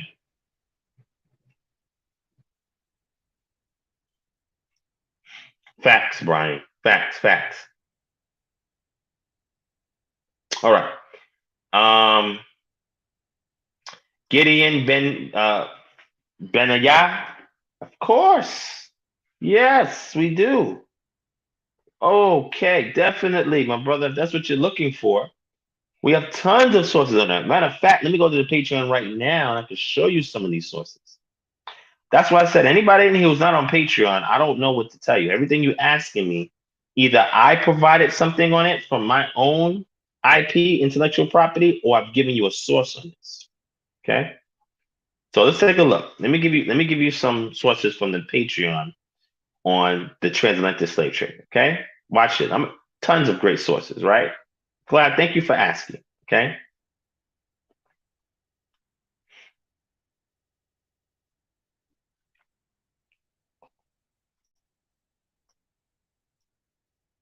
Here we go.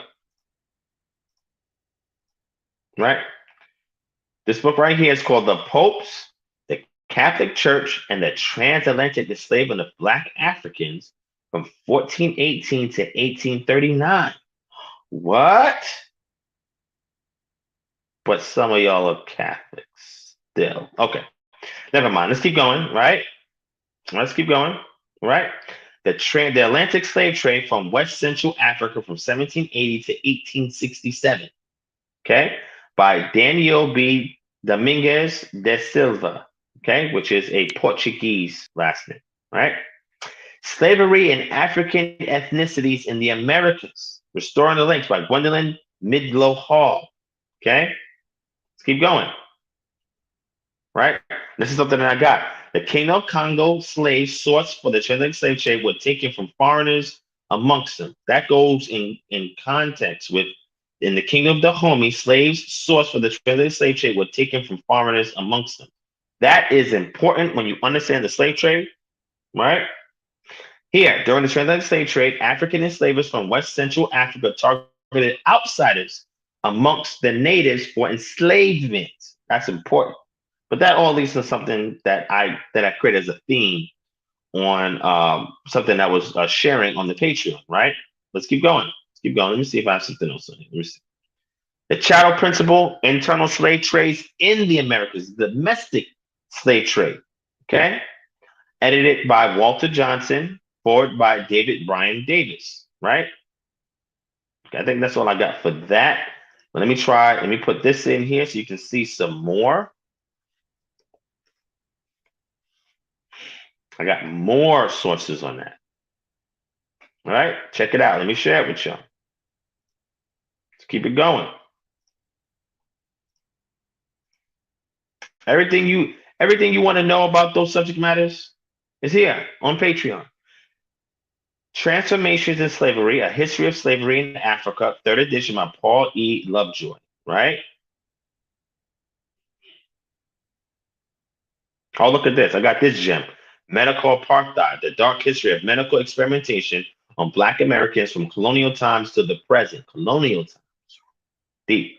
All right, let's keep going. Let me scroll down. Let's scroll down. Let's get the other ones, right? Let's go. I got some more. Let's see. Oh, here's another one. Jewish autonomy in a slave society. Suriname in the Atlantic world from 1651 to 1825 by Abiba Ben Or. This was an eye opener. Okay? All right. Slavery, Civil War, and Salvation. African American slaves and Christianity from 1830 to 1870. And a lot of these, this book by Daniel F. Fountain, was sourced from slaves after the Civil War.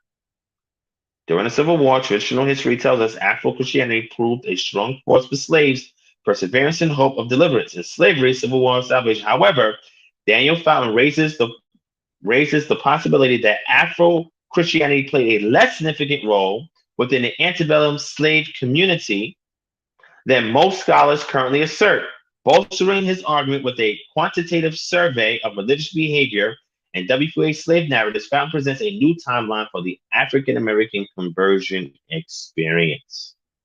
See that? A lot of history that people don't know about. Let's keep going with all the books we got on the transatlantic slave trade and slavery in America. We got tons of sources on the Patreon. There's no lack of sources on it. I have almost 700 plates plus posts on there. So there's no lack. Let's keep going. Let's keep going. There you go. Black slave owners, free black slave masters in South Carolina. You see that? Free black slave masters. Oh man. That's all right. Post-traumatic slave syndrome by Dr. Joy DeGruy. The Slave Prince by Shodan by the Chattel. Here's another one of my favorites, The Great Stain, Witnessing American Slavery by Noel Ray. Right? This is an eye-opening book. I recommend everybody in here go read. Okay? The American Slave Crooks, A History of the Slave Breeding Industry by Ned and Constance Sublette. This is sad. How they was doing these women. Man, it was sad, man. Right? Masters and Slaves in the House of the Lord, Race and Religion in the American South from 1740 to 1870. And there's more. Just got to put another code word in or tag in. But I'm going to stop there. Hopefully, that's sufficient enough. Sufficient enough. For you, my brother Gideon, sign up for the Patreon and take a gander at all the litany of books and articles we have on the transatlantic slave trade. And that's the one thing I say, a lot of Hebrew Israelites are not qualified to talk about the transatlantic slave trade because they have not done thorough research. They're just not. And a lot of things we say is very erroneous because we don't understand the transatlantic slave trade. So let me show you something. Let me show you something real quick, right?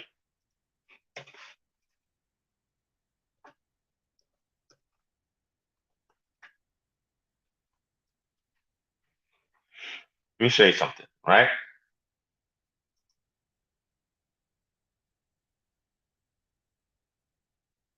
Let me show you this website that a lot of people are familiar with, right? Let me show you this real quick. And then I'm out in a few minutes. I'll take another question or two.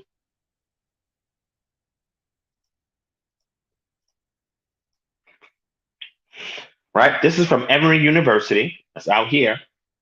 Documenting slave voyages led by Emory, a massive digital memorial shines new light on one of the most harrowing chapters of human history.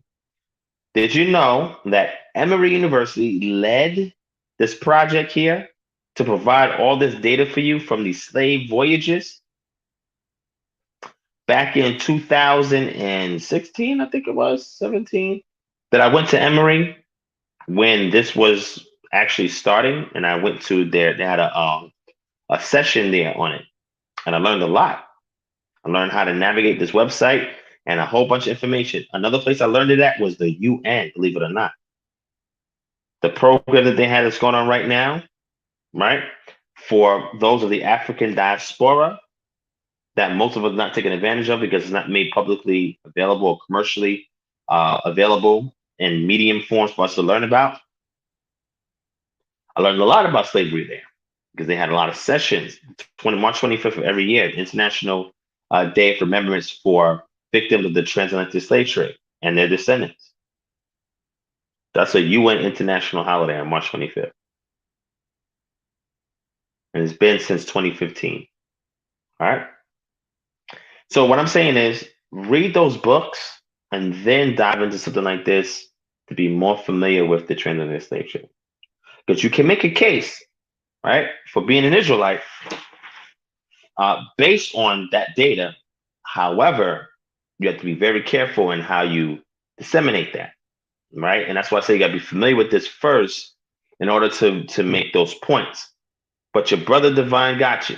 If you sign up for the Patreon, I have posts about Black Jews, West Central Africa, and I have over 12 primary sources that is used by scholars, especially Tudor Parfit of the ISSAJ, which is the International Society of Study for African Jewry, in which he uses a litany of these sources in order to validate that Black Jews did exist in Western Central Africa, and these Black Jew communities that existed disappeared after the transatlantic slave trade.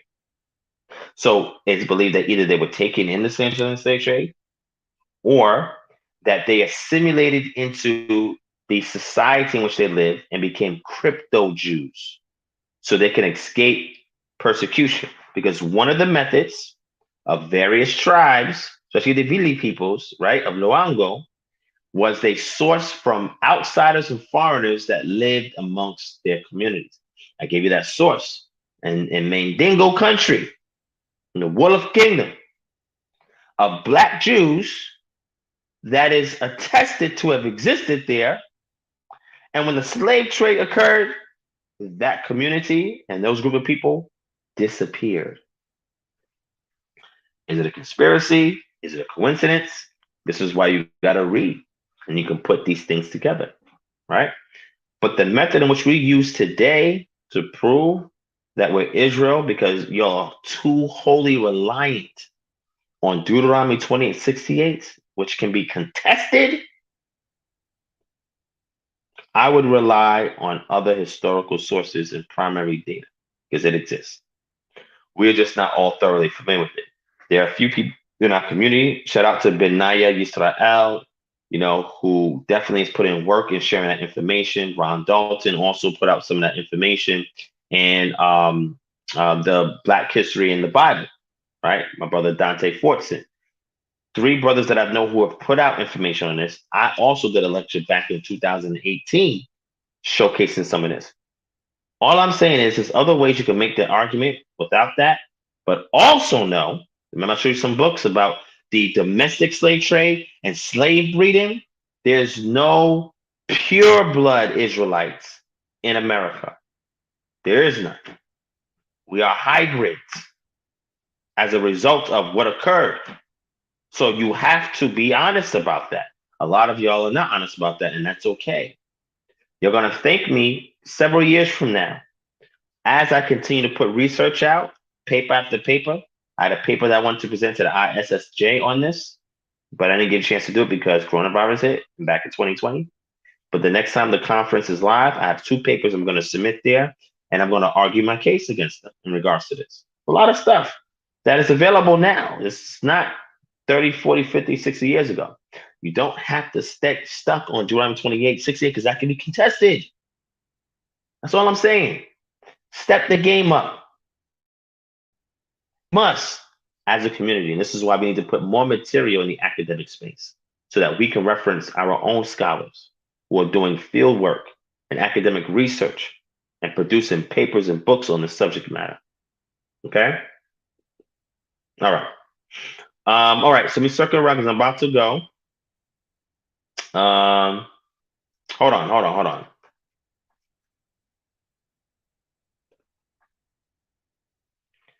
Yeah, this I know. I'm gonna show you what you're talking about right here, my brother.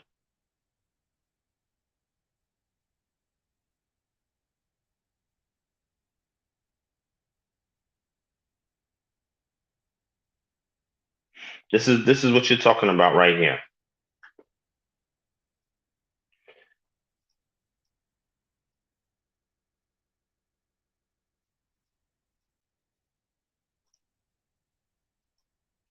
The brother, the realness. This is for you. I actually speak about that in a previous live stream, but I gave you a source. You can go back and research. Okay. Here's another one for you.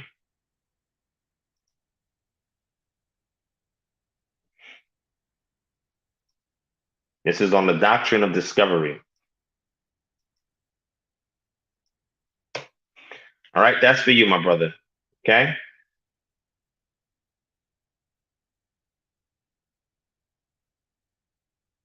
Talmud, I don't know what you mean. You said the outside source worded like it. What are you referring to? Let me know what you're referring to, okay? Facts. This is stuff that we should have been taught growing up. We should be groomed in this. Even our elders who are in the truth, they've never encouraged us to read this much outside the text because all it does is validate the stuff that we've already subscribed to. I don't know. A lot of times, some teachers don't want you to read because if you read too much, you may uncover the stuff that they're trying to push your way. And you may see that I have nothing to fear. This is why I show you all my cards. I put all my sources on the table. I have nothing to fear. It's nothing that I teach you that I'm like, oh man, if they read this book, they might figure out what I'm teaching. And I just told you several sources on today.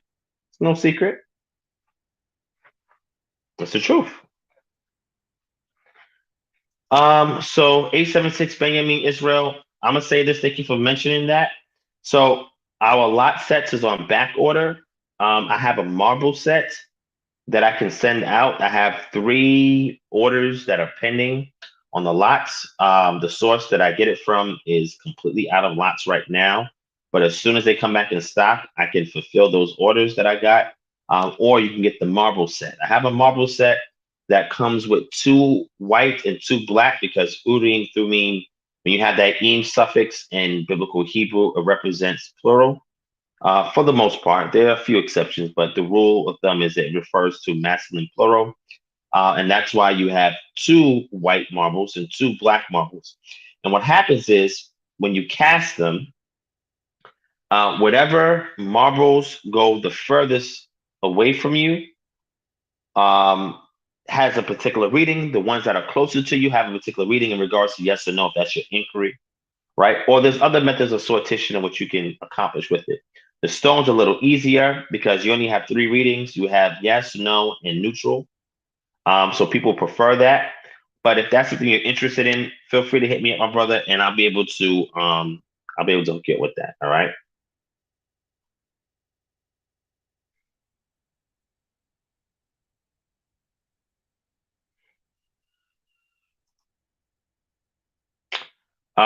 No, I disagree with that. Yeah, that needs to be put in the trash. Okay. Gilaman, Senjin. And the reason why I say that is because that dentist was definitely under a spiritual influence where he states that it was some spiritual influence weighed down on him and caused him to actually put that Bible together. And that Bible is complete junk, or what's called the Bible. I mean, Bible is a collection of books, but I would not put any faith in that. Same thing with the Book of the 12. And if you want me to do an expository of it, I'll be more than happy to. Matter of fact, send people my way that do subscribe to that, just like brothers that subscribe to the Book of Mormon, the Book of the 12 in it. Send those brothers my way. Let me have a conversation with them because there's a lot of critical questions I had on that material that I'm very familiar with, and I'll even give you several articles written on those books exposing it to the T.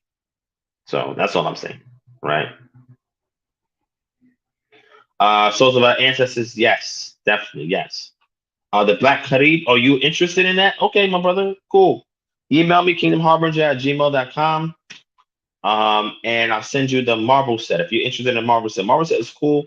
I probably have to do a video on that one because the stones are very easy. If you have the white up that has the words on it, the Urim on it, and the black down, that means your answer is the Urim, which typically can be assigned as yes or no. Or if you have the Thummim that's up and the white that's down, that could be your answer for the Thummim, yes or no, or whatever else you assign for it to mean when you put up your prayer.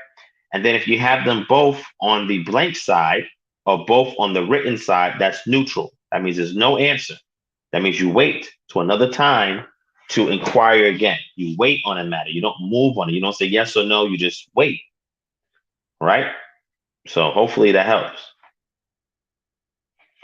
Julian Senjane, no problem, my brother. No problem.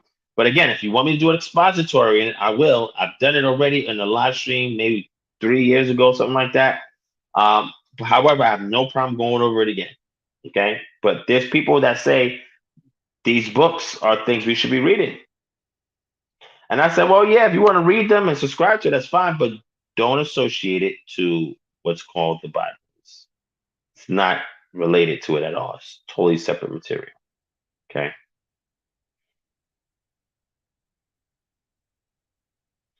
All right. So Talmud Halikat, my brother, are you referring to individuals that say that there's treaty language that's used in the book of Devarim or Deuteronomy?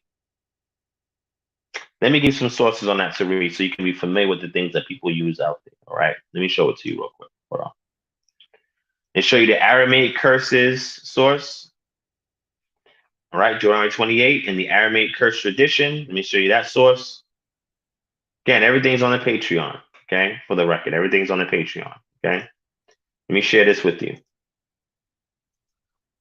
I think you're referring to this, right? Deuteronomy 28 in the Aramaic curse tradition by Laura Quick. Okay. You want to read up on that? Here's a great source for that. Okay. Let me give you another one. Let me give you another one.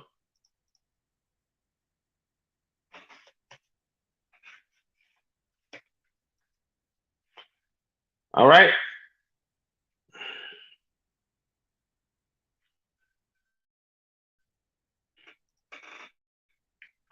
Here's another one.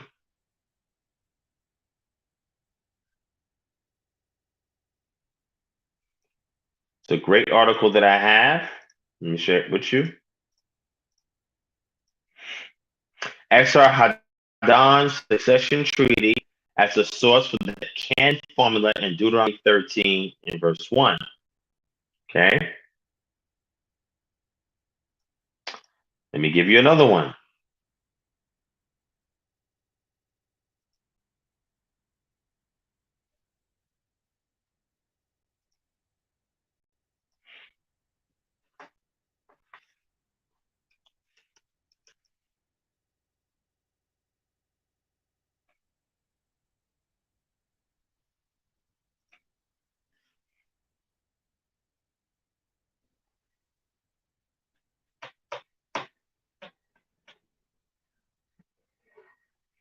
Okay. Here's another good one, too. Check this one out.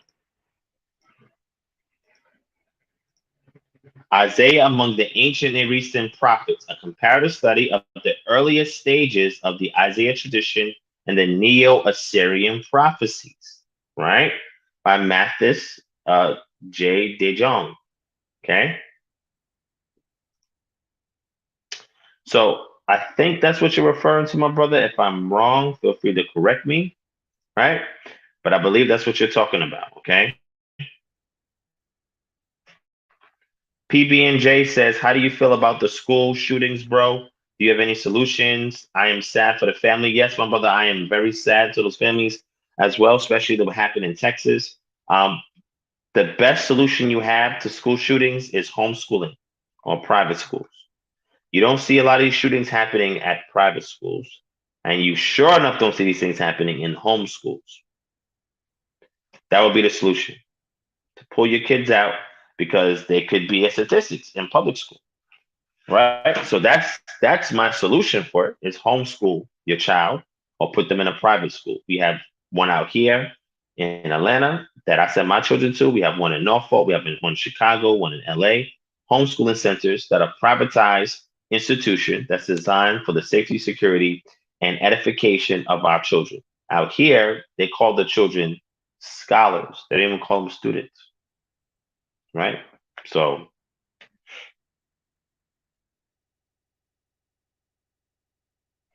No, I don't. I don't subscribe to what's called the reincarnation of souls.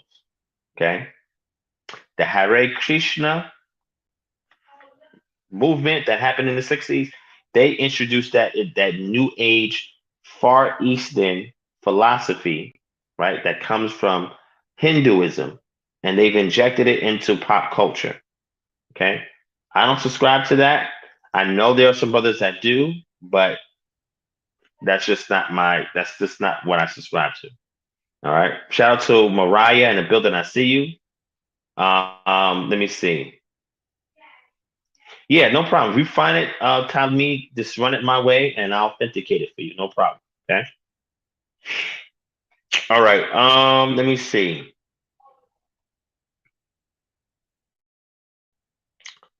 All right, all right.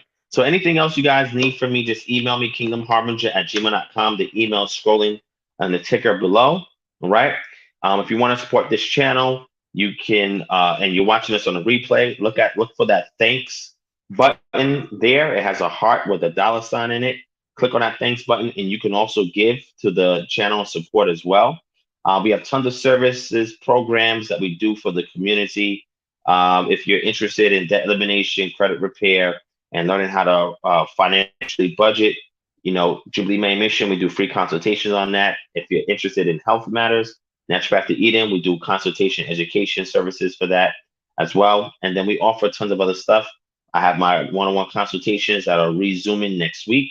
So if you want to speak to me one-on-one about anything, there's no cost. I'll talk to you and share with you whatever I have that may help you answer any inquiries or questions you have.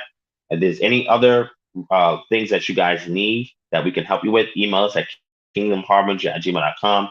Feel free to subscribe to the Patreon because it's an immediate ROI, return on investment, because once you sign up, you have access to almost 700 posts of data information that will take you years to go through. There's no shortage of content that we have on the Patreon, and I continue to add to it at least every 1 or 2 weeks. Tons of material on it. And a lot of questions you ask me, you just have to be studious and disciplined enough to read. Reading is extremely critical and fundamental.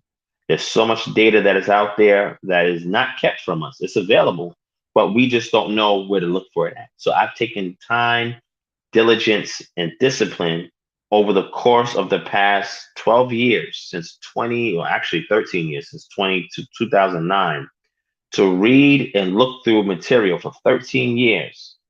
And all that knowledge that I've had, I am now parsing through it to either give it to you in lecture form, live stream form, or I actually give you the source itself so you can read it for yourself. It's like that last book I gave to you. I gave you the most pertinent articles based on what I was talking about to go back and read in that table of contents. And any books that I give you, always examine. I'm going to tell you the best way to study with all these books I give you in the Patreon. Go to each book, right? Take a screenshot of the cover of the book. Take a screenshot of the table of contents. Now what you do after you take pictures of both, right? The table of contents, you want to have all of them tagged. So get the file, get a tagging application, tag it, okay? Right click, tag it, okay? Add tags to it. So if I say something like transatlantic slave trade, you'll type it in, wherever you keep this repository of files at, and it'll come up with all the books and the specific chapters in the table of contents that speak to that specific subject matter, and just go to it and just read the chapter. Chapters could be 5 pages long or they could be 20, 30 pages long. But that's better than reading the entire book just to get 30 pages that is pertinent to what you're studying at the moment. If you want to look at reincarnation, if you want to look at what happens to the soul in the afterlife, you want to look at lots cast in a sortition, if you want to look at any of these things, that is a good way for you to study because you can get what you need exactly from the source without having to peruse through all those hundreds of pages. Okay. That's the best way to study. Now, if you want me to do a video on that, I can. And if you want to know how to speed read, I can help you with that as well. I already put sources of that on the Patreon, but I can probably condense things because with all those books that we have on it, right? Plethora of books that we have on you, right? What is the easy way, Divine, to get the most pertinent, relevant information I need at that moment from those sources. So I'll work on doing that for you so I can make your life easier. Okay. You ain't gotta suffer like I did having to read cover to cover every one of these books. Oh man. Oh man. So yes, anytime, my brother, it's definitely an honor to serve the community. Shout out to Fritz Foxwell in the building. Shalom. I see you. Okay. Now, let me end off with one last book that I think is relevant because the brother asked about the school shootings, right? And I said the solution is homeschooling or private schools, right, for the community, right? Thank you, the Black Three, for the donation. I appreciate that, King. But let me give you one last book that is practical, that is contemporary, and that is extremely crucial, right?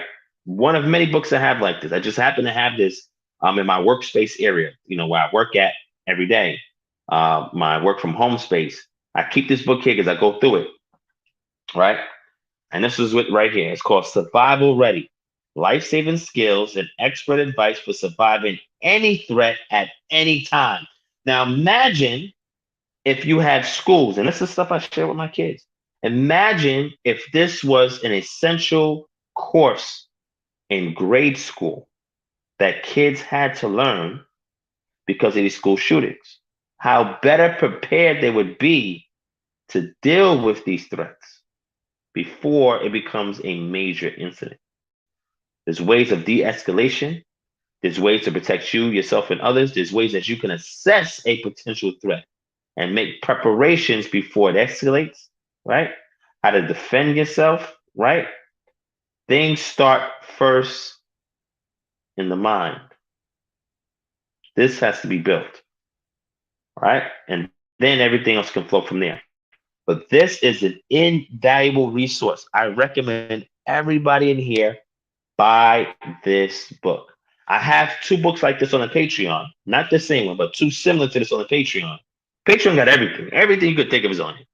But go to Google, go to Amazon and get this book.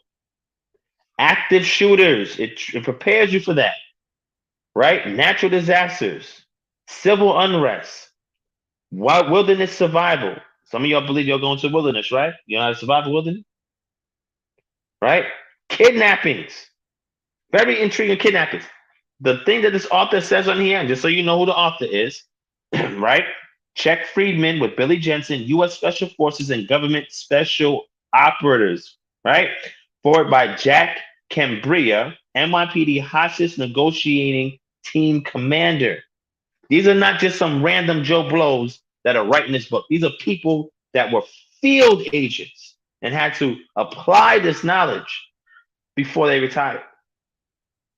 This is we don't play with sources here. You already know how thorough we are with sources. But one thing he says here in kidnappings, anytime you are moved to a second location in the process of a kidnapping, the chances of your survival and or your return is extremely slim.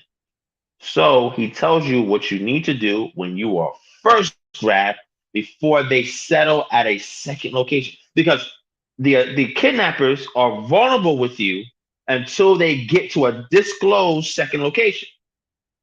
What do you do between the point of kidnap to that point of relocation? He gets into it with you. Mentally, when you are in a crisis, how do you calm the people around you so they don't get you killed? These are vital skills that we all need. Practical things that we all need. So please, if anything I said today meant anything to you, aside from the scripture of the Most High that we all subscribe to, and that's our foundation. But if you're going to build on that foundation, this is how to make a lot of those skills practical so you can survive. You want to know the solution to those school shootings? I would recommend every school give this to their children to read and understand so they can live if something like that happens. They know exactly what to do.